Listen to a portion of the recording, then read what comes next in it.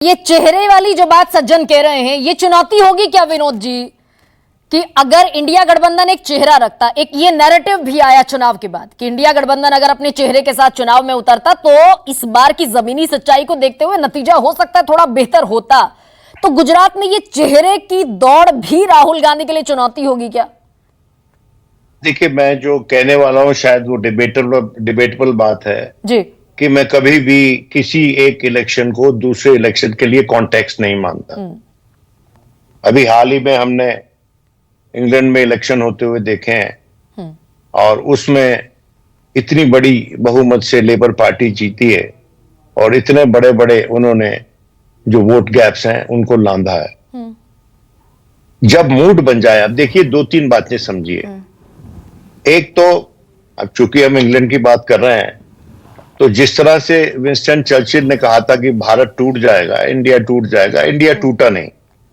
उसी तरह से इंडिया अलायंस टूटा नहीं और हमारे देश में जितने विंस्टन चर्चिल्स थे वो गलत साबित हुए। इस इलेक्शन में मैं मानता हूं अभी दूर है गुजरात के इलेक्शन, 3 बरस पड़े हुए हैं, लेकिन गुजरात में जाकर मोदी जी के गढ़ में जाकर मोदी जी को ललकारना एक नैरेटिव सेट करने जैसी बात है, अपने कार्डर्स को एंथ्यूज करने वाली बात है, उनमें एक हौसला भरने की बात है, क्योंकि कांग्रेस वहां पर ऑर्गेनाइजेशनली औंधे मुंह गिरी हुई है। एब्सोल्युटली। हाँ। दूसरी बात, आप चेहरे की बात करती हैं, हर इलेक्शन चेहरे पे नहीं लड़ा जाता। 17 का इलेक्शन क्यों हारा कांग्रेस ने? कांग्रेस जीत चुकी थी वो इलेक्शन, मैं था वहां पर, मैंने 2002 का इलेक्शन देखा है, वहां 2007 का देखा है, मैंने वहां पर जितने इलेक्शन देखे हैं उस इलेक्शन में मैंने भारतीय जनता पार्टी को भरपूर तरीके से जहर बोते हुए देखा है।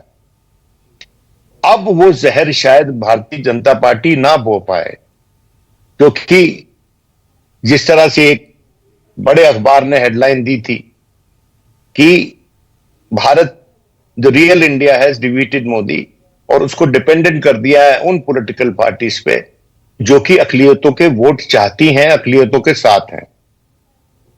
और चूंकि सेंटर में उनकी डिपेंडेंस इन 2 बड़ी पार्टीज पे है जिसका नाम टीडीपी है और जनता दल यूनाइटेड है, हाँ। तो एक हद तक ही मोदी जी जा सकते हैं अपने पुराने राग को अलापने में। हाँ। जो 17 में वो हार चुके थे इलेक्शन, तो आखिर में जो उनके अर्बन सेंटर्स हैं, जो वडोदरा वगैरह, जो जहां पर उन्होंने जो कैंपेन किया और उसमें जो तर्ज बदली अपने भाषणों में, अगर आपको याद हो तो आपको समझ में आ जाएगा कि उन्होंने किस तरह से वो इलेक्शन जीता। हाँ।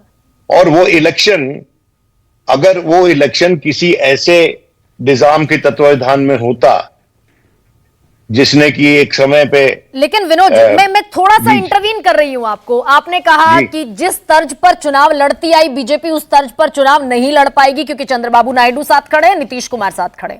लेकिन 6 करोड़ जनता गुजरात की, तकरीबन 2 करोड़ मात्र 5 बड़े शहरों में रहती है और उन 5 बड़े शहरों में एक मुश्त बीजेपी का वोट है, वो चाहे जैन हो, पटेल हो, ब्राह्मण हो, बनिया हो, ये एक मुश्त बीजेपी का वोट है। तो इस गढ़ को तोड़ पाना, ये 2.25 करोड़ जो वोट है, ये बड़ी चुनौती हमेशा से रही क्या कांग्रेस के लिए? हाँ नहीं, देखिए कांग्रेस के लिए सबसे बड़ी चुनौती उसकी ऑर्गेनाइजेशनल वीकनेसेस हैं। ठीक है। और कांग्रेस, जैसा कि बताया गया, 40% वोट पाती रही है वहां पर। हाँ। आज के दिन आम आदमी पार्टी और कांग्रेस मिलकर वहां गुजरात में 100% इलेक्शन लड़ेंगे।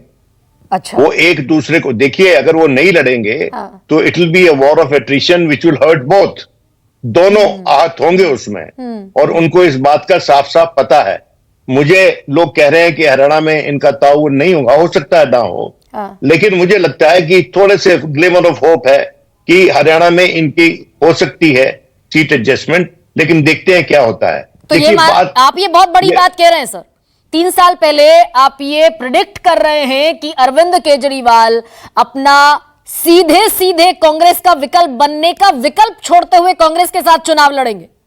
देखिए अरविंद केजरीवाल को जिंदा रहना है। हाँ। अपनी अगली लड़ाइयां लड़ने के लिए, और उसको एक ही बैटल में शहीद नहीं हो जाना है। अगले लोकसभा इलेक्शन से पहले कोई भी इंडिया अलायंस का घटक दल इंडिया अलायंस को डिस्टर्ब नहीं करेगा बियॉन्ड अ पॉइंट। और जहां भी डिस्टर्ब करेंगे, जहां भी थोड़ी सी लीक से हटके बात करेंगे, तो जैसा कि कह रहे हैं, राहुल गांधी ने कहा कि भाई हम लोग इकट्ठे हैं, लेकिन हमारी यहां पर दिल्ली में बात नहीं बन रही है, हो सकता है हमारी हरियाणा में न बात बने, लेकिन गुजरात में ये लोग मिलकर इलेक्शन लड़ेंगे। उसका सीधा सीधा कारण एक है कि गुजरात, देखिए महाराष्ट्र में इलेक्शन गुजरात से पहले है, गुजरात में इलेक्शन 3 बरस बाद है, और अगर महाराष्ट्र में जो गठबंधन है जिसमें कि कांग्रेस और जो विकास आघाड़ी है वो जीत जाते हैं, तो आप देखिए कि गुजरात में एक बड़े पैमाने पर कैंपेनिंग करने में वो सक्षम होंगे और तो गुजरात का इंडिया ब्लॉक की सक्सेस का ये जो नजारा दिखा 2024 में,